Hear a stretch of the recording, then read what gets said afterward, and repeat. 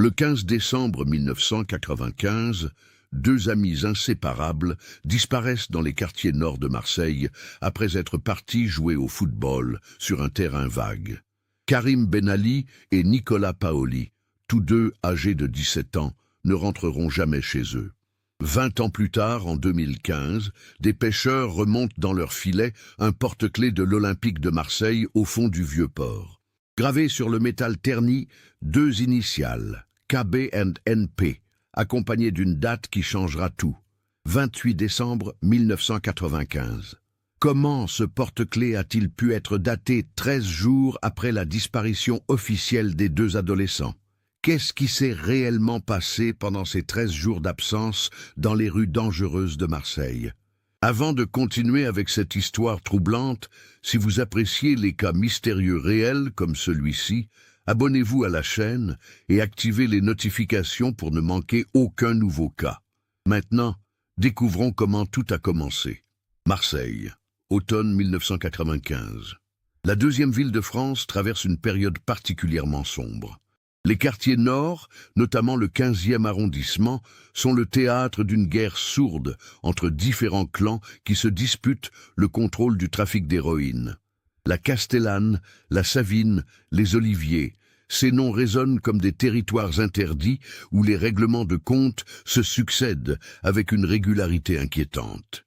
C'est dans ce contexte que vivent Karim Benali et Nicolas Paoli, deux adolescents de 17 ans que tout oppose, mais qui sont pourtant inséparables depuis l'enfance. Karim, fils d'immigrés algériens, grandit dans une cité HLM du 15e arrondissement avec sa mère Fatima, femme de ménage dans les bureaux du centre-ville. Son père, Abdallah, est mort dans un accident de chantier quand Karim avait 12 ans, laissant la famille dans une situation financière précaire. Malgré les difficultés, Fatima s'acharne à élever son fils unique dans le respect des valeurs et l'espoir d'un avenir meilleur. Nicolas Paoli, lui, vient d'une famille d'origine corse installée depuis 3 générations dans les quartiers populaires de Marseille. Son père, Jean-Claude, travaille comme docker au port autonome de Marseille, un emploi stable qui permet à la famille de vivre décemment dans un petit appartement de la rue de Lyon. Sa mère, Marie-Claire, tient un petit commerce de proximité dans le quartier de la Joliette. Les deux garçons se sont rencontrés à l'école primaire et ont tissé une amitié solide, malgré leurs origines différentes. Karim, plus rêveur et passionné de littérature, équilibre parfaitement avec Nicolas, plus pragmatique et doué pour les mathématiques. Leur passion commune, le football et leur amour inconditionnel pour l'Olympique de Marseille, qui vient de remporter la Coupe UEFA en mai 1995. En cette fin d'année 1995, les deux amis sont en classe de terminale au lycée Saint-Exupéry dans le 15e arrondissement. Karim rêve de poursuivre des études de journalisme, tandis que Nicolas envisage une formation technique dans la mécanique automobile. Leurs professeurs les décrivent comme des élèves sérieux, sans histoire, avec des résultats corrects qui leur permettent d'envisager sereinement leur avenir post-bac. Le quartier où ils vivent connaît pourtant une dégradation progressive. Depuis le début des années 90, l'héroïne a fait son apparition dans les cités, apportée par des réseaux liés aux mafias turques et siciliennes. Les fourmis, ces jeunes transporteurs de drogue, se multiplient, attirés par l'argent facile que représente ce trafic. Les autorités locales, débordées, peinent à endiguer le phénomène qui gangrène peu à peu la jeunesse des quartiers nord. Le vendredi 15 décembre 1995, les cours se terminent plus tôt au lycée Saint-Exupéry en raison d'une réunion pédagogique. Karim et Nicolas quittent l'établissement vers 15h30, comme l'attestent plusieurs témoins et le registre de sortie tenu par le surveillant général. Les deux amis ont prévu de se rendre sur un terrain vague situé près de la gare de l'Estaque, un endroit qu'ils fréquentent régulièrement pour jouer au football avec d'autres jeunes du quartier. Vers 15h45, Madame Joséphine Martineau, retraitée qui habite avenue de l'Estaque, aperçoit les deux garçons marchant en direction du terrain vague. Elle les reconnaît car ils passent souvent devant chez elle le week-end. Ils avaient l'air normal comme d'habitude, témoignera-t-elle plus tard. Karim portait son sac de sport bleu marine et Nicolas avait son ballon sous le bras. Le terrain vague en question s'étend sur environ 2000 mètres carrés, coincé entre une ancienne usine désaffectée et une voie ferrée peu utilisée. L'endroit, bien que peu engageant, offre suffisamment d'espace pour improviser un match de football. Les jeunes du quartier s'y retrouvent régulièrement, profitant de l'absence de surveillance pour s'adonner à leur passion. Vers 16h15, Mohamed Larbi, un jeune de 19 ans qui connaît bien Karim et Nicolas, arrive sur le terrain avec deux autres amis. Il ne trouve personne. « C'était bizarre », racontera-t-il aux enquêteurs. « Normalement, quand ils disent qu'ils viennent, ils y sont toujours. Le terrain était vide, mais j'ai trouvé le ballon de Nicolas près des poteaux improvisés. Il était un peu dégonflé, comme s'il avait été abandonné là. Ce ballon, un Adidas blanc et noir aux couleurs de l'OM, sera la dernière trace concrète de la présence des deux amis sur le terrain vague.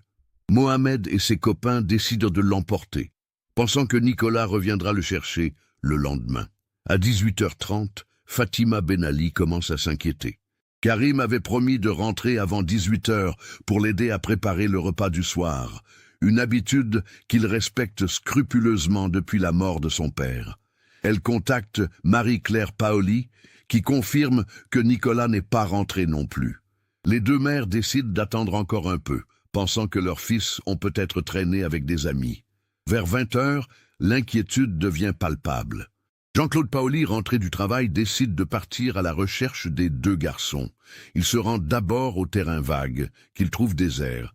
Il interroge ensuite plusieurs jeunes du quartier, mais personne n'a vu Karim et Nicolas après 15h45.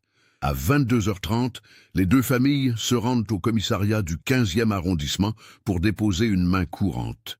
L'officier de garde, habitué à ce genre de signalement, tente de les rassurer. À cet âge-là, ils ont peut-être décidé de faire une escapade. Attendez demain matin, ils vont sûrement réapparaître. Mais le lendemain matin, les lits de Karim et Nicolas n'ont pas été défaits. L'inquiétude se mue en véritable angoisse.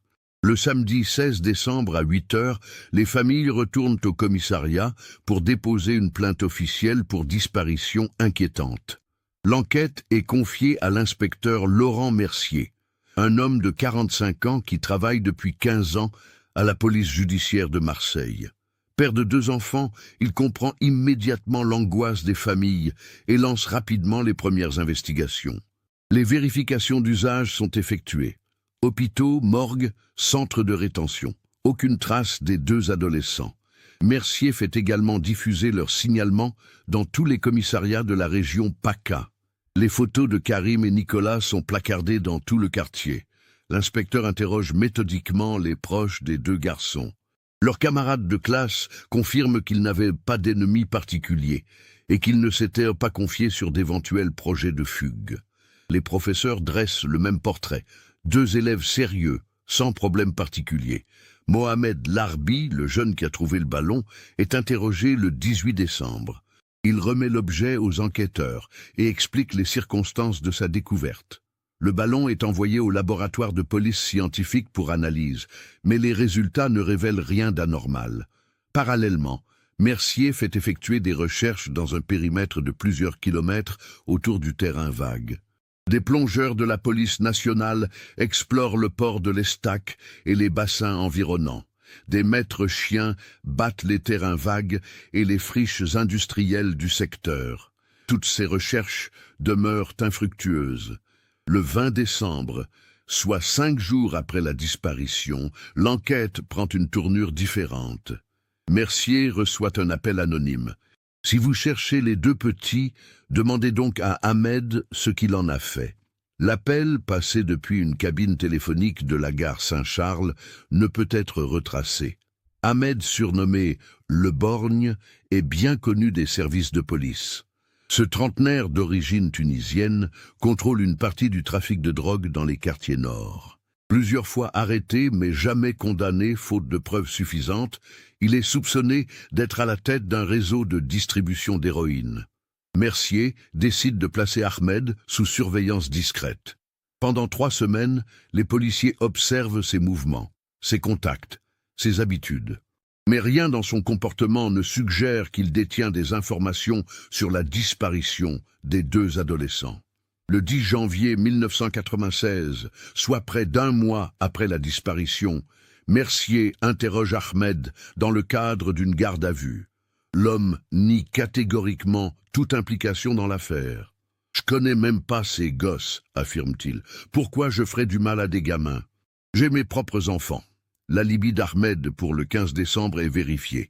Il se trouvait chez sa mère dans le 13e arrondissement, comme peuvent l'attester plusieurs témoins.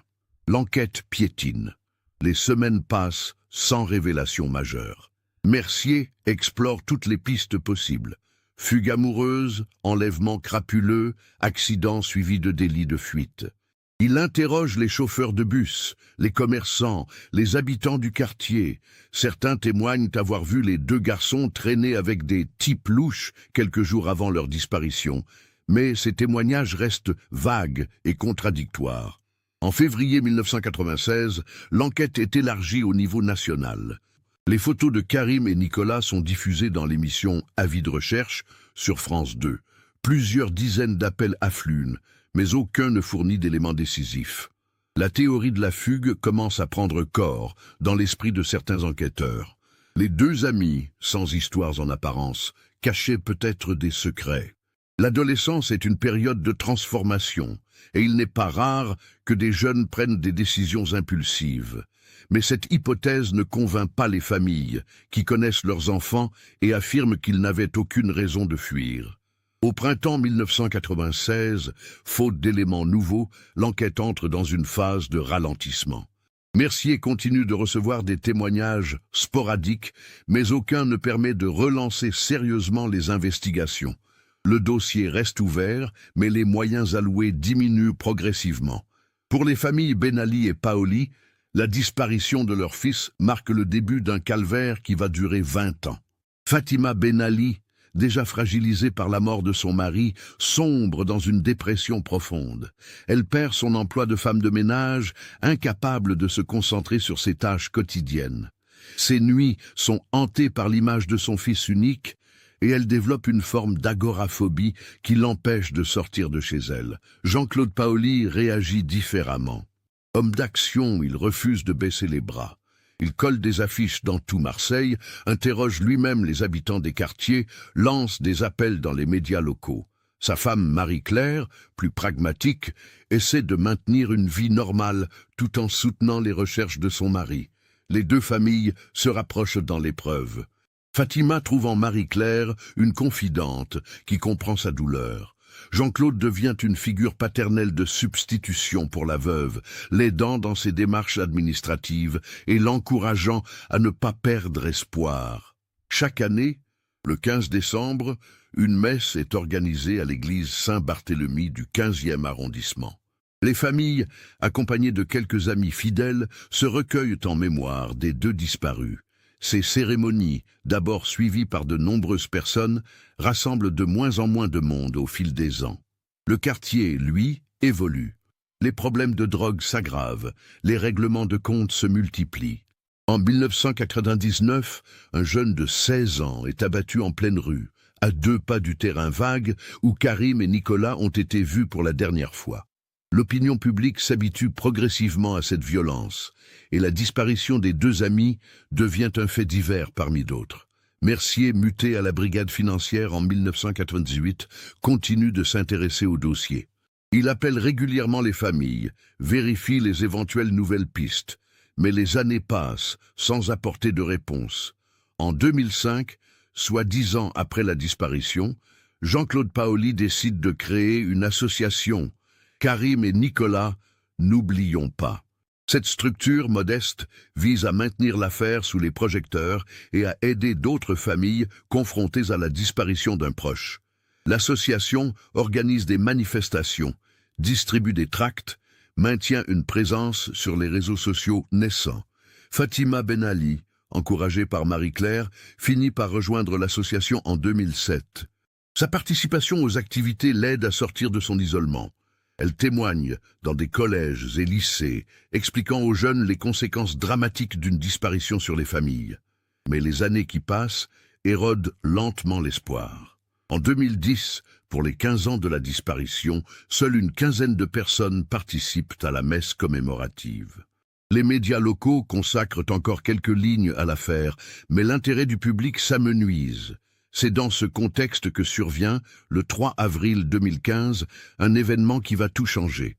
Salim Kadour, pêcheur professionnel de 52 ans, prépare son bateau l'Amitié pour une sortie de pêche au thon dans les eaux du large de Marseille. Il est 5h30 du matin en ce vendredi 3 avril 2015 et la météo s'annonce favorable pour une journée en mer. Salim pêche depuis plus de 30 ans dans les eaux marseillaises. Il connaît chaque recoin du littoral, chaque courant, chaque zone poissonneuse. Homme discret et travailleur, il a élevé ses 3 enfants grâce à cette activité qu'il exerce depuis le port de la Madrague de Montredon. Ce matin-là, accompagné de son neveu Rachid, 28 ans, Salim décide de commencer sa journée par une pêche au filet dans le vieux port. Les travaux de rénovation du port antique, achevés en 2013, ont modifié les fonds marins, et les poissons semblent avoir trouvé de nouveaux refuges dans les anfractuosités du quai. Vers 7 heures, alors que les premiers rayons du soleil illuminent la basilique Notre-Dame de la Garde, Salim et Rachid jettent leurs filets près du quai de Rive-Neuve. La pêche s'annonce bonne, les filets remontent chargés de sarres, de rougets et de petites sèches. Mais lors de la 3e remontée, vers 8h15, quelque chose d'inhabituel accroche le regard de Rachid. « Tonton, regarde ça !» dit-il en montrant un objet métallique brillant pris dans les mailles du filet. « C'est quoi ce truc ?» Salim s'approche et examine l'objet. Il s'agit d'un porte-clés en métal doré, oxydé par son séjour prolongé dans l'eau de mer. Le porte-clés représente le blason de l'Olympique de Marseille, avec ses couleurs bleues et blanches caractéristiques. Malgré l'oxydation, on peut encore distinguer clairement le logo du club phocéen. Il devait appartenir à un supporter, suppose Rachid. Ça fait longtemps qu'il traîne au fond, on dirait. Salim retourne l'objet et découvre une gravure sur la face arrière. Les lettres, bien que ternies, restent lisibles. KBNP, 28 12 95. Le pêcheur fronce les sourcils. Ses initiales lui disent quelque chose, mais il n'arrive pas à se rappeler quoi. 28 décembre 1995, murmure-t-il. Ça fait presque 20 ans. Rachid, qui n'était qu'enfant en 1995, ne voit pas l'intérêt de cette découverte. On le jette ? Non, non, répond Salim pensif. Je vais le garder. Ces initiales, j'ai l'impression de les avoir déjà vues quelque part. La pêche se poursuit normalement, mais Salim ne peut s'empêcher de regarder régulièrement le porte-clés qu'il a glissé dans sa poche. Quelque chose dans ces initiales KB&NP résonne dans sa mémoire. Le soir même, de retour chez lui dans le quartier de la Madrague, Salim montre sa découverte à sa femme, Leïla. « Tu te rappelles pas de ces initiales ?» lui demande-t-il. Leïla, institutrice retraitée, examine attentivement l'objet. « KB et NP », répète-t-elle. « Non, ça ne me dit rien. Mais cette date, décembre 1995... Attends, tu te souviens pas de cette histoire de disparition? Ces 2 jeunes des quartiers nord. » Soudain, la mémoire de Salim se réveille. Bien sûr, Karim Benali et Nicolas Paoli, les 2 copains qui avaient disparu. Ça avait fait beaucoup de bruit à l'époque. Le couple se regarde, conscient de l'importance potentielle de leur découverte. « Il faut prévenir la police », déclare Leïla. « Si c'est bien leur porte-clés, ça pourrait être important pour l'enquête. » Salim hésite. « Mais l'enquête, elle n'est pas classée depuis longtemps. Et puis, qu'est-ce que ça peut prouver, un porte-clés ? Peut-être rien, admet Leïla, mais peut-être tout. Ces familles cherchent des réponses depuis 20 ans. On n'a pas le droit de garder ça pour nous. » Le lendemain matin, samedi 4 avril 2015, Salim Kadour se rend au commissariat du 1er arrondissement, le plus proche du Vieux-Port. Il explique les circonstances de sa découverte à l'officier de garde qui prend sa déposition et saisit le porte-clés comme pièce à conviction.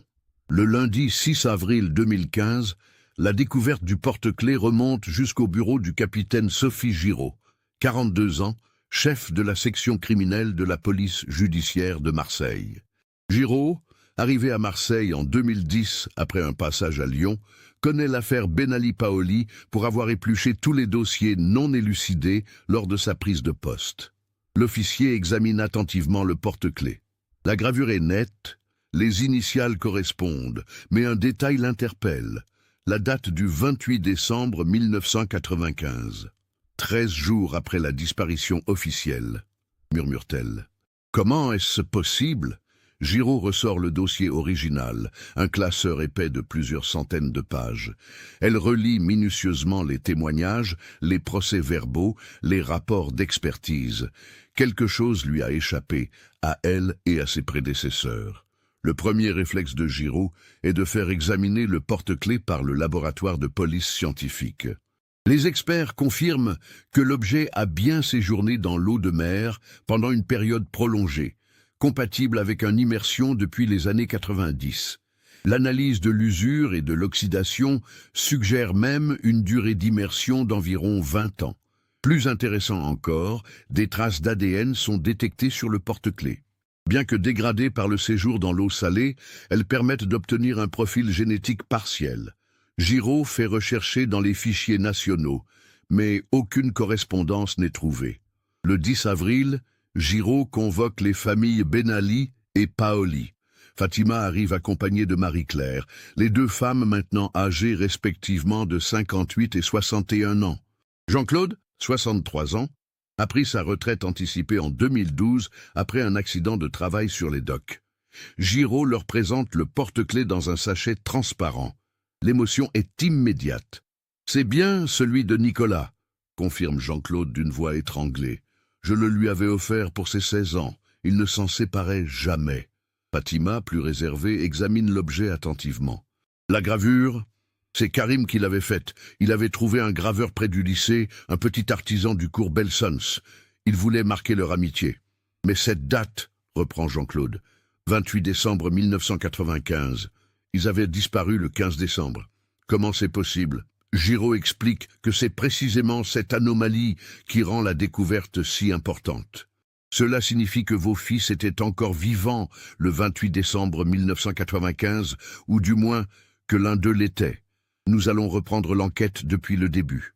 Les familles repartent avec un mélange d'espoir et d'appréhension. Après 20 ans de silence, l'affaire sort enfin des limbes. Giraud constitue une équipe de 4 enquêteurs pour relancer l'investigation. Elle-même prend la tête des opérations, assistée par le lieutenant Marc Dubois, spécialiste des affaires criminelles, l'adjudant-chef Sandrine Lévy, expert en analyse comportementale, et le brigadier-chef Philippe Moreau, fin connaisseur des réseaux criminels marseillais. La première étape consiste à reconstituer minutieusement les événements du 15 décembre 1995. Giraud fait rechercher tous les témoins encore vivants et disponibles. Mohamed Larbi, celui qui avait trouvé le ballon, vit maintenant à Aubagne, où il travaille comme mécanicien. Il confirme sa version des faits, mais apporte un détail supplémentaire qu'il avait omis en 1995. En fait, confie-t-il à Giraud, quand j'ai trouvé le ballon, j'ai aussi remarqué des traces de pneus dans la terre. C'était bizarre parce que les voitures ne pouvaient pas vraiment accéder au terrain. Il fallait passer par un petit chemin. À l'époque, je pensais que c'était pas important. Ce détail, insignifiant en apparence, prend une nouvelle dimension 20 ans plus tard. Giraud fait étudier les photographies prises sur la Seine en 1995. Effectivement, on peut distinguer sur l'une d'elles des traces de pneus partiellement effacées par la pluie. L'équipe décide d'étudier plus précisément l'environnement du terrain vague. En 1995, l'accès était effectivement difficile pour les véhicules. Un seul chemin, à peine carrossable, permettait d'approcher. Qui pouvait connaître ce passage et pourquoi s'y aventurer? Giraud fait également réexaminer les témoignages concernant Ahmed Le Borgne. En 1995, plusieurs indices le désignaient comme suspect potentiel, mais son alibi avait été vérifié. L'enquêtrice découvre cependant que cet alibi reposait principalement sur les déclarations de sa mère et de 2 de ses proches, des témoignages de complaisance. Le 15 avril 2015, Giraud lance une surveillance discrète autour d'Ahmed, maintenant âgé de 51 ans. L'homme, qui a fait plusieurs séjours en prison pour trafic de stupéfiants, dirige aujourd'hui une entreprise de transport dans le 13e arrondissement. Officiellement, il s'est rangé, mais les enquêteurs suspectent qu'il continue d'être impliqué dans des activités illégales. La surveillance révèle qu'Ahmed maintient des contacts étroits avec plusieurs figures du milieu marseillais. Il rencontre régulièrement Saïd Boukhari, 48 ans, présenté comme son associé dans l'entreprise de transport, mais fiché comme ancien trafiquant de drogue. Les deux hommes se retrouvent souvent dans un café de la Belle de Mai, toujours à la même table, toujours avec les mêmes précautions. Le 20 avril, les enquêteurs interceptent une conversation téléphonique entre Ahmed et un correspondant non identifié. La conversation elliptique fait référence à des problèmes du passé qui remontent à la surface et à la nécessité de rester discret. Rien de compromettant juridiquement, mais suffisant pour attiser la curiosité de Giraud. Parallèlement, l'équipe reprend l'étude des réseaux criminels marseillais des années 90. En 1995, plusieurs clans se disputaient le contrôle du trafic d'héroïne dans les quartiers nord. Le clan d'Ahmed, relativement modeste, était en concurrence avec celui dirigé par Mourad Benzemou, figure plus importante du milieu. Les archives judiciaires révèlent qu'en décembre 1995, précisément au moment de la disparition de Karim et Nicolas, une guerre sourde opposait ces deux clans. Plusieurs incidents avaient été signalés, mais sans donner lieu à des poursuites, faute d'éléments probants. Le 25 avril, Giraud fait une découverte cruciale. Dans les archives du commissariat du 15e arrondissement, elle retrouve un procès verbal daté du 18 décembre 1995, soit 3 jours après la disparition. Ce PV, qui n'avait pas été versé au dossier principal, relate l'arrestation de 2 jeunes pour vol à la tire près de la gare de l'Estac. Les 2 interpellés, Farid Zemouli et Kamel Bencheikh, alors âgés de 19 et 20 ans, avaient été relâchés après 24 heures de garde à vue. Mais dans leur déclaration, ils mentionnent avoir vu, le 15 décembre vers 16 heures, 2 jeunes qui ressemblaient aux disparus montés dans une camionnette blanche près de l'ancienne usine. Cette information cruciale n'avait jamais été transmise à l'équipe chargée de l'enquête sur la disparition. Une défaillance dans la circulation de l'information qui aura coûté 20 ans de retard dans l'investigation. Giraud fait immédiatement rechercher Zemouli et Bencheikh. Farid Zemouli, aujourd'hui âgé de 39 ans, travaille comme ouvrier du bâtiment à Vitrolles. Contacté par téléphone, il accepte de se rendre au commissariat pour un nouvel entretien. « Oui, je m'en souviens très bien », confirme-t-il le 28 avril 2015. « On était avec Kamel près de l'usine. On cherchait des trucs à récupérer, des métaux, vous voyez. Vers 16 heures, on a entendu des voix qui parlaient fort, comme une dispute. On s'est approché discrètement. » Zemouli reprend son souffle avant de continuer. Il y avait 2 jeunes, un arabe et un français, qui parlaient avec 3 types plus âgés près d'une camionnette. Les jeunes avaient l'air d'avoir peur. Un des types plus âgés avait un bandeau sur l'œil. Ahmed le borgne. Giraud note scrupuleusement chaque détail. « Et après » demande-t-elle. Les 2 jeunes sont montés dans la camionnette, pas vraiment de leur plein gré. L'ambiance était tendue. Nous, on a préféré se barrer discrètement. On voulait pas d'histoires avec ces gens-là. Kamel Bencheikh, retrouvé à Salon de Provence, où il tient un petit commerce, confirme intégralement la version de son ami. « Je revois encore la scène, dit-il. Les 2 gamins avaient l'air terrorisés. Mais qu'est-ce qu'on pouvait faire? On était nous-mêmes des petits délinquants à l'époque. » Ces témoignages, recueillis 20 ans après les faits, apportent enfin une piste concrète. Giraud décide de serrer l'étau autour d'Ahmed. Le 2 mai 2015, Giraud organise une confrontation entre Ahmed et les témoins Zemouli et Bencheikh. La scène se déroule au commissariat central de Marseille, en présence des avocats. Ahmed, maintenant âgé de 51 ans, a conservé sa prestance et son assurance. Bien habillé, il affiche un calme olympien face aux accusations.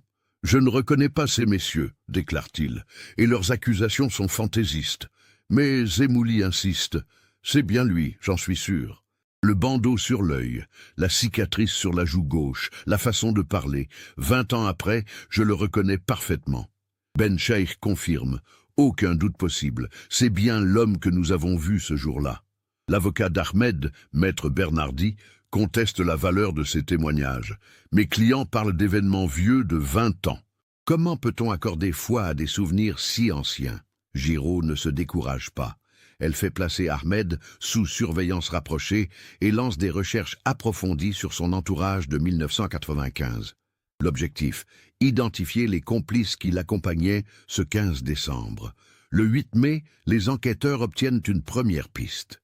Dans les archives du service des immatriculations, ils retrouvent la trace d'une camionnette Renault Express blanche, immatriculée au nom de Saïd Boukhari en 1995. Le véhicule a été revendu en janvier 1996, soit quelques semaines après la disparition. Boukhari, interrogé le 12 mai, nie toute implication dans l'affaire. Ma camionnette, elle était en panne en décembre 1995. Je l'ai prêtée à un ami pour qu'il la répare. Quel ami? Demande Giraud. Je ne me souviens plus, ça fait si longtemps. Cette amnésie sélective ne convainc personne. Giraud fait rechercher les factures de réparation automobile au nom de Boukhari pour la période. Aucune trace de travaux sur une Renault Express. Le 15 mai, nouvelle avancée. L'analyse ADN du porte-clés révèle des traces génétiques appartenant à deux personnes différentes. L'une correspond au profil de Nicolas Paoli, reconstitué à partir d'échantillons fournis par ses parents. L'autre profil, inconnu des fichiers, appartient vraisemblablement à Karim Ben Ali. Mais surtout, les experts découvrent des traces d'un troisième ADN, très dégradé mais exploitable. Ce profil ne correspond ni aux victimes ni aux fichiers existants. L'assassin a-t-il laissé sa signature génétique sur le porte-clés? Giraud décide de franchir une étape supplémentaire. Le 18 mai 2015, elle fait arrêter Ahmed et Boukhari pour enlèvement et séquestration avec demande de placement en détention provisoire. Ahmed Le Borgne passe ses premières 48 heures de garde à vue dans un mutisme complet. Assisté de son avocat, il refuse de répondre aux questions, se contentant de nier en bloc toute implication dans la disparition des deux adolescents. Boukhari adopte la même stratégie. Les deux hommes, interrogés séparément, maintiennent leur version. Ils ne connaissent pas les victimes et n'ont jamais été impliqués dans cette affaire. Mais le 20 mai, Giraud reçoit un appel qui va tout changer. Nadia Boukhari, la fille de Saïd, 28 ans, souhaite témoigner. « J'ai des choses importantes à dire sur mon père », déclare-t-elle. Nadia explique qu'en 1995, elle avait 8 ans et vivait chez ses grands-parents après le divorce de ses parents.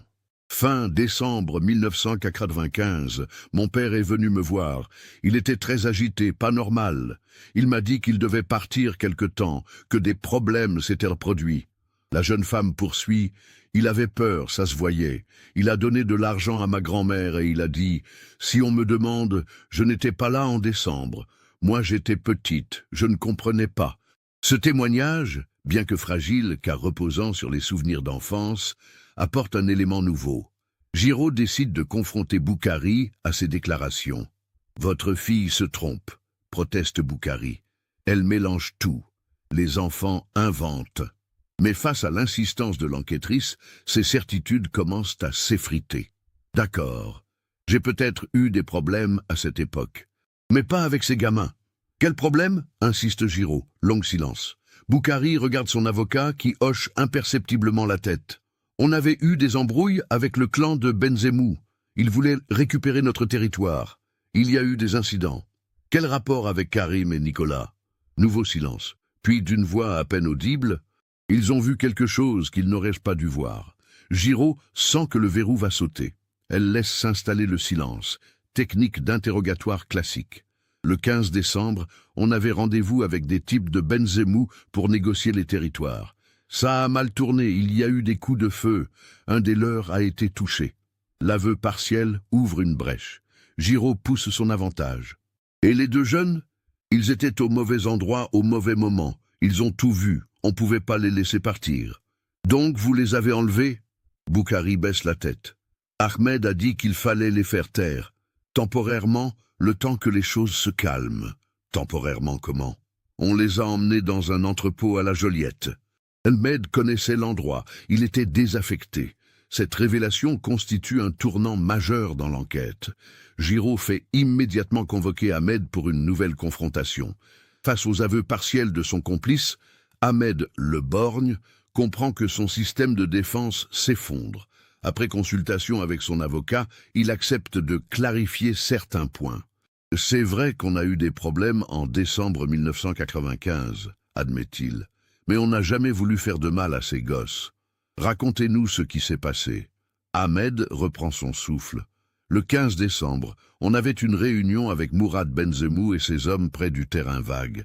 Une négociation pour délimiter les zones d'influence. Mais Benzemou est arrivé avec des armes, il voulait nous éliminer. Il marque une pause avant de continuer. Il y a eu une fusillade. Un de ses hommes a été blessé. Peut-être tué, je sais pas. Dans la confusion, j'ai vu deux jeunes qui couraient. Ils avaient tout vu. Karim et Nicolas, oui, ils étaient terrifiés. Je me suis dit qu'ils allaient prévenir les flics, que ça allait retomber sur nous. Alors on les a convaincus de monter dans la camionnette. Convaincus comment? En les menaçant, avoue Ahmed à contre-cœur. Mais on voulait juste les garder quelques jours, le temps que les choses se tassent. Giraud note scrupuleusement chaque détail. Et après, on les a emmenés dans un entrepôt désaffecté près du port, un endroit discret. On leur a dit qu'on allait les relâcher dès que possible. Combien de temps sont-ils restés là? Ahmed hésite. Quelques jours, une semaine maximum. Mais le porte-clés est daté du 28 décembre. Ça fait 13 jours. Nouveau silence embarrassé. Peut-être plus longtemps. C'était compliqué. Giraud comprend qu'Ahmed continue de minimiser les faits. Elle décide de le confronter aux preuves matérielles. L'analyse ADN du porte-clés révèle 3 profils génétiques différents. Les 2 victimes et un troisième, inconnu. Ce troisième profil, c'est le vôtre. L'effet est immédiat. Ahmed blêmit. Écoutez, capitaine, je vais tout vous dire. Mais il faut que vous compreniez. On n'avait pas le choix. Le 22 mai 2015, Ahmed, le borgne, livre enfin sa version complète des événements. Un récit glaçant qui révèle l'horreur vécue par Karim et Nicolas pendant leurs 13 derniers jours. Après l'incident du 15 décembre, on a effectivement gardé les 2 gamins dans l'entrepôt. Au début, c'était prévu pour quelques jours, mais Benzemou et ses hommes nous cherchaient. On ne pouvait pas bouger. Ahmed explique que l'entrepôt, situé dans une zone industrielle abandonnée près de la Joliette, servait occasionnellement de cache pour la drogue. Personne n'y allait jamais. C'était l'endroit parfait pour les planquer. Les conditions de détention étaient précaires. On leur apportait à manger, des couvertures, ils étaient pas maltraités. Mais ils avaient peur, évidemment. Au fil des jours, la situation se complique. La police lance des recherches, les familles alertent les médias. Plus ça traînait, plus c'était difficile de les relâcher. Ils nous avaient vus, ils connaissaient nos têtes. Et alors, insiste Giraud. Alors Ahmed a eu une idée, intervient Boukhari, qui a rejoint l'interrogatoire. Il a dit qu'on pouvait les utiliser comme fourmis, comme transporteurs. Ils étaient jeunes, discrets, personne ne les soupçonnerait. Cette révélation éclaire d'un jour nouveau la séquestration. Les 2 adolescents n'ont pas été simplement gardés en otage. Ils ont été contraints de participer au trafic de drogue. Comment ça marchait? Demande Giraud. On leur donnait de petites quantités d'héroïne à transporter d'un point à un autre, explique Ahmed. Ils n'avaient pas le choix. On leur avait dit que s'ils obéissaient, on finirait par les libérer. Nicolas et Karim sont donc devenus, malgré eux, des maillons du réseau criminel marseillais. Ils faisaient le travail correctement, reconnaît Boukhari. Ils avaient compris qu'il valait mieux coopérer. Mais au bout de 10 jours, la situation dégénère. Le 25 décembre, Nicolas a craqué, raconte Ahmed. Il a dit qu'il voulait rentrer chez lui pour Noël, qu'il en pouvait plus. Il a menacé de tout raconter aux flics si on le libérait pas. Karim, plus pragmatique, essaie de calmer son ami. Mais Nicolas devient incontrôlable. Il criait, il pleurait. On avait peur qu'il attire l'attention. Le 27 décembre au soir, les 2 amis tentent de s'échapper. Ils avaient réussi à forcer la porte de l'entrepôt pendant qu'on n'était pas là, explique Boukhari. Quand on est revenu, ils avaient disparu. Ahmed et ses complices lancent immédiatement des recherches. On les a retrouvés vers 3 heures du matin près de la gare Saint-Charles. Ils essayaient de prendre le premier train. La suite du récit glace le sang. Ahmed était furieux. Il a dit qu'ils avaient trahi sa confiance, qu'on pouvait plus leur faire confiance. Et alors, murmure Giraud, Et alors on les a ramenés à l'entrepôt, mais cette fois, Ahmed avait pris sa décision. Long silence. Puis Ahmed reprend d'une voix blanche. J'ai dit aux gamins qu'ils m'avaient forcé la main, qu'ils avaient scellé leur destin en essayant de s'enfuir. Le 28 décembre 1995, au matin, Ahmed Le Borgne exécute froidement Nicolas Paoli et Karim Ben Ali d'une balle dans la tête chacun. C'était pas du sadisme, se justifie-t-il. C'était de la survie. Ils en savaient trop. Avant de se débarrasser des corps, Ahmed fouille les poches des victimes. Il découvre le porte-clés de l'OM que Nicolas portait toujours sur lui. « Je sais pas pourquoi je l'ai gardé », avoue-t-il. Peut-être comme un trophée ou un remords. Il grave sur le porte-clés les initiales des deux amis et la date de leur exécution. Une façon de marquer le coup, de me rappeler ce jour. Les corps sont jetés dans le port industriel, lestés de parpaings. Le porte-clés finira par tomber dans l'eau quelques mois plus tard, lors d'une bagarre entre Ahmed et un client mécontent. Les aveux d'Ahmed Le Borgne et de Saïd Boukari permettent enfin d'élucider le mystère de la disparition de Karim Ben Ali et Nicolas Paoli. Le 25 mai 2015, les enquêteurs se rendent dans la zone portuaire indiquée par les suspects pour tenter de retrouver les corps. Les recherches, menées par les plongeurs de la gendarmerie nationale, durent 3 jours. Le fond vaseux et les courants marins ont dispersé les restes, mais le 28 mai, soit exactement 20 ans après l'exécution, les plongeurs remontent plusieurs ossements humains ainsi que des débris de vêtements. L'analyse médico-légale confirme qu'il s'agit bien des restes de 2 adolescents de sexe masculin âgés d'environ 17 ans au moment de leur décès. Les analyses ADN, réalisées à partir d'échantillons fournis par les familles, confirment formellement l'identité des victimes. Le 2 juin 2015, Fatima Ben Ali et les époux Paoli sont convoqués au commissariat pour identification des effets personnels retrouvés avec les corps. Une épreuve douloureuse mais nécessaire pour clôturer définitivement cette tragique affaire. « C'est bien la veste de Karim », confirme Fatima en reconnaissant un blouson en jean délavé. « Je la lui avais achetée pour la rentrée scolaire. » Jean-Claude Paoli identifie une montre Casio qui appartenait à son fils. Il la portait tout le temps, c'était son bien le plus précieux. Le 8 juin 2015, Ahmed Le Borgne et Saïd Boukari sont mis en examen pour enlèvement, séquestration et assassinat. Un troisième homme, Youssef Haddad, identifié comme le complice qui gardait les victimes pendant leurs absences, est également arrêté. Le procès se déroule en mars 2017 devant la cour d'assises des Bouches-du-Rhône. Ahmed, reconnu coupable d'assassinat et de trafic de stupéfiants, est condamné à la réclusion criminelle à perpétuité avec une période de sûreté de 22 ans. Boukari écope de 25 ans de réclusion pour complicité d'assassinat. Haddad, reconnu coupable de complicité de séquestration, est condamné à 15 ans d'emprisonnement. Le verdict apporte enfin un semblant de justice aux familles Ben Ali et Paoli. « Rien ne nous rendra nos fils », déclare Jean-Claude à la sortie du tribunal. « Mais au moins, nous savons ce qui leur est arrivé. Nous pouvons enfin faire notre deuil. » Les obsèques de Karim et Nicolas ont lieu le 15 avril 2017, soit exactement 22 ans après leur disparition. Une cérémonie émouvante rassemble plusieurs centaines de personnes au cimetière Saint-Pierre de Marseille. Les 2 amis inséparables reposent désormais côte à côte, comme ils l'avaient toujours souhaité. Cette affaire tragique illustre la violence qui gangrénait les quartiers nord de Marseille dans les années 90. Elle révèle aussi comment 2 adolescents innocents peuvent être broyés par les rouages impitoyables du crime organisé. L'association Karim et Nicolas N'oublions pas, créée par Jean-Claude Paoli, continue son combat pour aider les familles de disparus. Notre histoire montre qu'il ne faut jamais perdre espoir, explique Fatima Ben Ali, devenue porte-parole de l'association. 20 ans après, nous avons lu des réponses. D'autres familles méritent d'en avoir aussi. Le porte-clés de l'Olympique de Marseille, pièce à conviction cruciale de cette enquête, est conservé dans les archives judiciaires.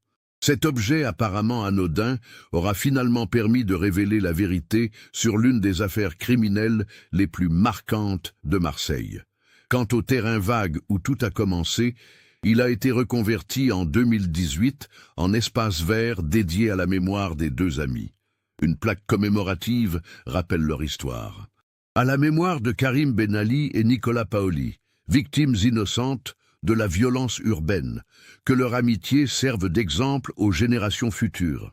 Cette affaire nous montre comment la violence du milieu criminel peut détruire des vies innocentes et plonger des familles dans 20 ans de souffrance. La découverte fortuite d'un simple porte-clés aura finalement permis de révéler la vérité sur ce drame marseillais.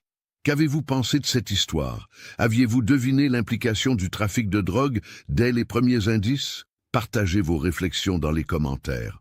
Si cette enquête vous a marqué, n'oubliez pas de vous abonner à la chaîne et d'activer les notifications pour ne manquer aucun de nos prochains cas. Laissez votre like si cette histoire vous a touché et partagez-la avec quelqu'un qui s'intéresse aux faits divers réels.